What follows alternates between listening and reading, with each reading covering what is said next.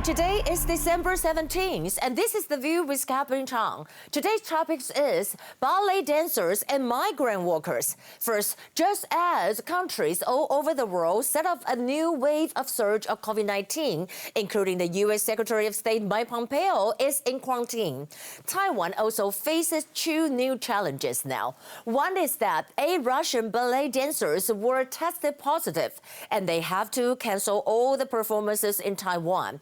And the second is the ban on Indonesian migrant workers to Taiwan will be extended until further notice. Why? Here are some points. 52 members of the Russian ballet troupe arrived in Taiwan on November 29th. After 14 days of quarantine, 4 dancers were tested positive for COVID-19 yesterday, and 4 more dancers tested positive today, making the confirmed cases up to 8. And the CCC announced today that their 12 performances in Taiwan are set to be canceled. The controversy is some of the dancers have gone to department stores in Taipei City, which may be a risk for leading to community transitions. Because according to Taiwan's regulations, there should be another 7 days of self-management after the 14 days quarantine. And the so-called self-management is that you may leave your home or hotels, but you are advised to avoid going to public places and have to wear a mask. B, on the coronavirus, we're talking about a controversy is that there were dancers posting on Instagram about their whereabouts during the 7-day self-management period. Well, some of them went to department stores, kind of convenience stores and parks. We can see over here, this photo shows one of the department store and one of the members, they went to a well-known department stores in Taipei. Well, I'm not sure if she's one that confirmed cases. If she is, then it will be a big problem. If not, it is fortunate. For the latest information, the 44 dancers that are tested negative have to stay in quarantine in Taipei until they are noticed to leave Taiwan. C. In addition, Indonesian migrant workers are also controversial topics. The Taiwanese government's 2 weeks ban on entry of Indonesian migrant workers is set to be expired today. But because of the RT-PCR test that Indonesian migrant workers submit, 30 out of 40 confirmed positive. So the Indonesia test reports are simply not accurate. Can Taiwan assist Indonesia with the RT-PCR test? It seems that the Indonesian government refused.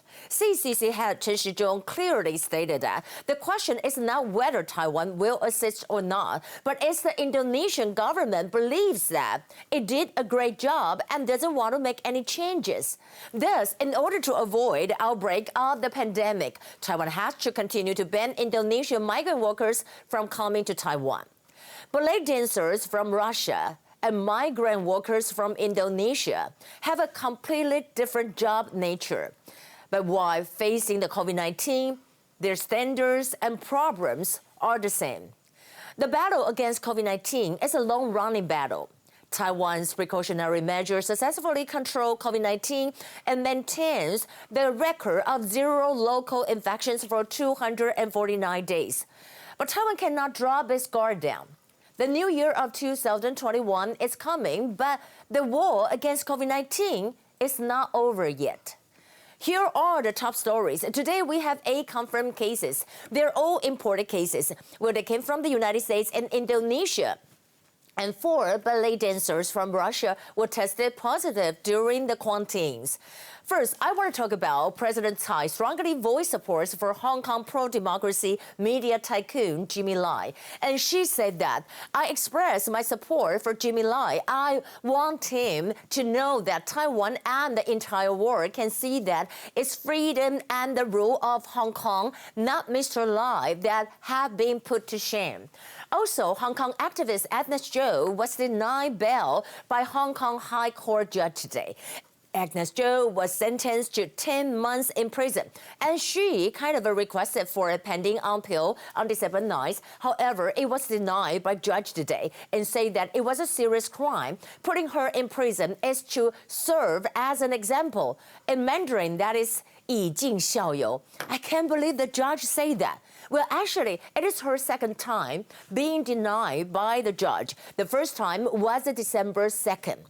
As to China, China reportedly will propel the National Reunification Law. A spokesperson of China's Taiwan Affairs Office of the State Council, Zhu Fenglian, said in the press conference that we will take all measures to promote the peaceful development of cross-strait relations and peaceful reunifications.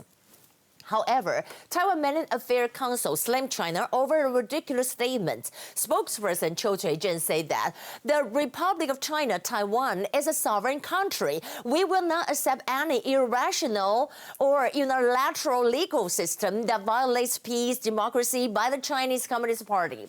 On the other hand, 4 PLA fighters entered into Taiwan's ADIZ on December 16. The aircrafts were Y-8 anti-submarine plane, Y-8 electronic intelligence plane, Y-9 electronic warfare aircraft, and Y-8 reconnaissance plane. Well, as to Hunter Biden's email scandals, according to the New York Post, Hunter Biden emails best wishes from the entire family and asked for $10 million from Chinese tycoon.